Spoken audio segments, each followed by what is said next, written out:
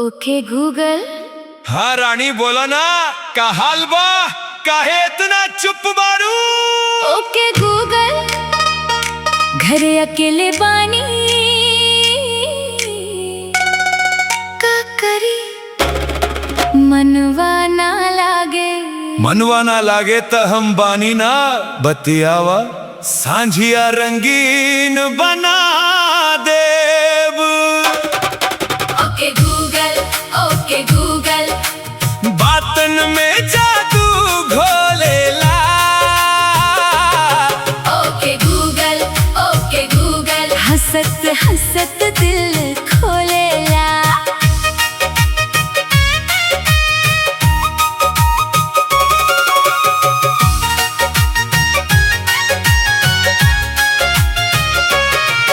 ओके Google, घरे अकेले बानी, का करिए सजना हो। खिड़की पर बैठी के चंदवा निहारी, कटे नाई रतिया हो। पहिले तगोरी मुस्की मारा, मुरझाइल चेहरा खिलादा। तोहरे अखिया के चमक देख के चांद के रोशनी फीका दा। अरे वाह रे गूगल, बड़ रंगबाज, बातन में फंसावेला। का करी रानी तोहर अदावत, दिलवा के बहकावेला। ओके गूगल, ओके गूगल, मनवा के समझावेला। ओके गूगल, ओके गूगल, धीरे धीरे बहकावेला।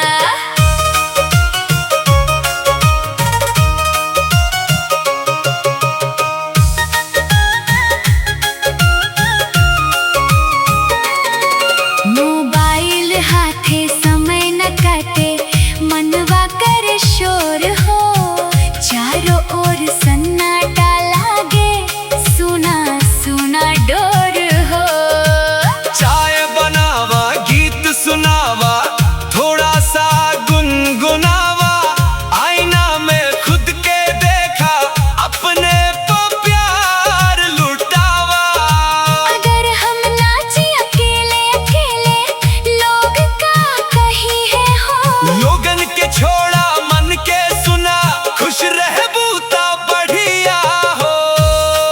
ओके गूगल, ओके गूगल, मस्ती के पाठ पढ़ावेला।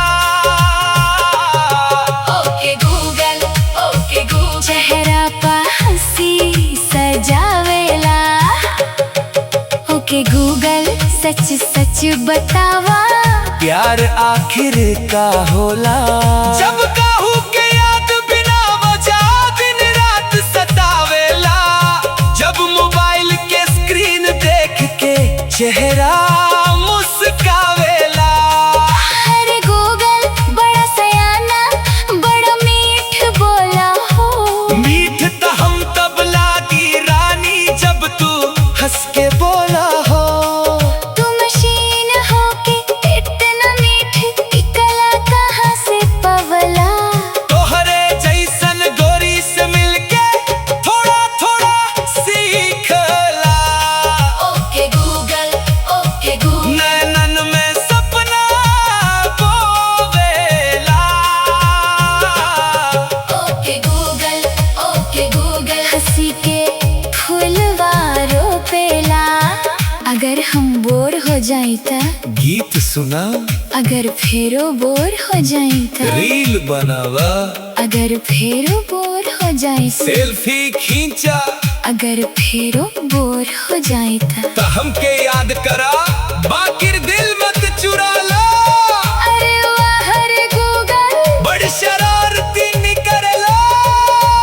तोहरे अखिया के असर बारानी। ओके गूगल, अब ना लागे सुनाई अंगनवा हो। हंसी ठिठोली में कट गईल पूरा ये दिनवा हो। खुश रह गोरी, खिलत रहा, इहे दुआ हमार हो। तोहरे मुस्कान से राशग लागे, सगरी संसार हो। ओके गूगल, ओके गूगल,